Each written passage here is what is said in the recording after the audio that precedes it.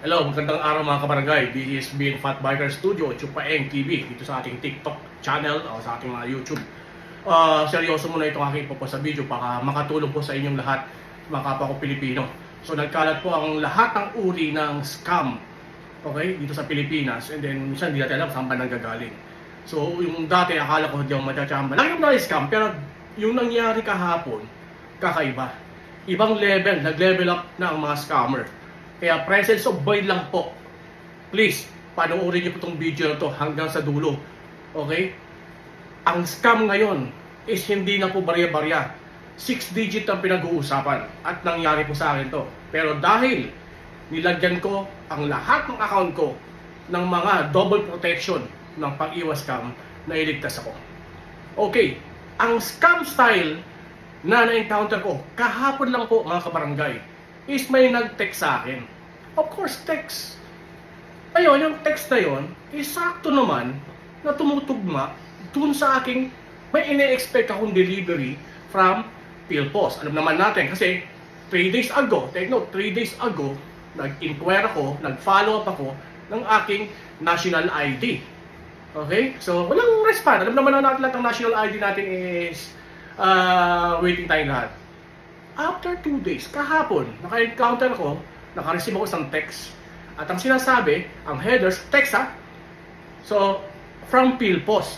So, na-alert ako kasi 2 days ago lang nag-record ako ng follow-up eh. At hindi daw na-deliver dahil incomplete ang address. And then, so, okay, sige, imposible, kompleto yon. And then, yung text na yon, kung gusto daw ipa-deliver uli, okay, kaya ito mismo. Ayan. Kung gusto ito, nakita niyan, text yan. Text. Kung gusto daw mapadeliver uli, at ituloy ang delivery from PhilPos, just reply yes. I reply yes. So pag ganun, so parang chatbot style ang scamming na. Parang hindi ko pa inisip na scamming kasi inisip ko PhilPos eh. Yun eh. And later on, so para daw ma-transact yung redelivery, okay? Yan pa rin yun. Type nga ng Y, nag-reply Y, and then nag-highlight, automatic highlight yung website. Okay, take note ha, pagka-receive nyo yan, hindi clickable yung mismong link o yung website. Kung nag-reply ako ng Y, using text lang yun ha, text lang yan, it's not a website, it's not a messenger, it's not a Viber, text lang siya, simple text, parang nag-chatbot. Pag-reply ko ng Y, lumabas na mismo, na-clickable na yung link. Kung medyo duling-duling ka at malabo mata mo or stress yung eyes mo, which is sa akin laging ganun, nakita ko si PhilPos and then gov.ph, parang automatic yung nakiklik ko. Pag na-click ko, lumabas, is mismo, okay? Mismo website ng PhilPos. O, di ba? Convincing. Headers ng ng PhilPos, and then, pinatype yung pangalan. Yun ang malaking pagkakamali ko. So, hindi ko masyado talagang Kasi yung eagerness ko, kala ko marireceive ko ng ID. Okay? So, type ko pangalan ko, address ko, and then my contact number, those basic details. And then, I click submit. After that, pag-click ko ng submit, may lumabas. Another prompt. Okay? Another prompt na naman siya. Dumiretso siya sa website na mismo. Okay? Webpage siya. Na kailangan daw na magbayad ng 14 pesos, 14.07 pesos, Philippine pesos, para ma-redeliver. Ano man lang ang 14 pesos, di ba? Napakabarya. Okay, so, after that, I click using my GCash. Nasa ko, okay, bayan ko. Ayaw ng GCash. Okay? Another scam alert yan. Ayaw ng GCash. Pinasok yung GCash number ko kasi may debit card daw GCash. Pinasok ang Maya ko. Ayaw ng Maya. May laman naman yung mga account na yun. Ang gusto nila, credit card. So medyo nagdalawang isip pa rin ako. May mga credit card ako. And then, sige, pinasok ko. Kasi 14 pesos lang naman. Ang wini-worry ko lang is yung charge. Mas malaki yung charge compared sa 14 pesos na redelivery fee. But again, I'm assuming I will get my yung national ID inantay ko from PhilPos. That's my assumption. Pinasok ko credit card ko, everything. Okay? Pati security code ko. Ayan na. After this, yan, lumabas na ng prompt na yan.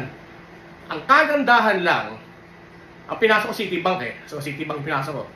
Ang kagandahan lang, yung mga bangko dapat natin is merong confirmation. Malaking bagay ang OTP. OTP is live. Nag-confirm. Okay? Doon na na-screenshot kasi madali yan eh. Kasi in transit ako eh. And then, nakita ko, alam niyo magkano ang lumabas na pinapadidak doon? At kung tatanungin natin, sino tong mga lintik na mas scammer hacker na to? Okay? Kung Pilipino, abay, napakadali lang yan. Peso to peso lang yan. Diba? So, wala akong binabanggit. Disclaimer lang. Lumabas tong presyo na to. Ayan, nakita nyo? Yung presyo na yan. 14,377 point something Chinese yuan. Yes, CNY. So, nakapag, that's a scam alert. Peso to peso, nag-uusapan, 14 pesos lang po yung pinapabayad sa akin. Pero lumabas yan. And you know how much is 14,377 Chinese yuan? Pinakita nyo? It's almost 120,000 pesos. Okay? And then, binigay ni Bangko yung OTP. Okay, alam ko na. At then, nakapending ito doon sa webpage ng mga lintik na scammer yan. Pinapasok yung OTP. Pinagbangga ko, it doesn't match. Nga ang mga scammer. So, ingat po tayo sa paggamit nating OTP. Malaking bagay po yun. Beware, hanggat maaari po, lagyan ng maraming protection yung ating mga bank accounts. Kung tayo man ay makakalusot o malulusutan nila yung ating, kumbaga, mapapansin nyo, nagle-level up na po ang scanning system ngayon. Ngayon, yung simple text, nagiging chatbot. Pag nag-reply ka na, automatic divert to a web page at doon na mangyayari ang lahat-lahat. So, nag-iingat tayo, pero ni-scam pa rin tayo. Buti lang may mga bangko tayo na mayroong double or triple protection. Yun lang po, ingat po mga kabarangay. At maraming salamat at I saved that 120,000 pesos at hindi nawaldas ng tunglintik mga scammer. Ingat po tayo mga kabarangay.